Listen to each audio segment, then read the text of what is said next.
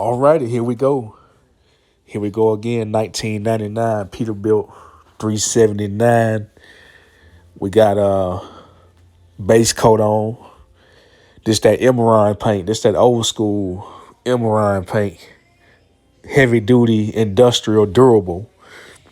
But anyway, it look ugly right now. But we just putting the base on it, get some coverage on it, and we got to sand it down a little bit. Put two more coats on it. Then spray the.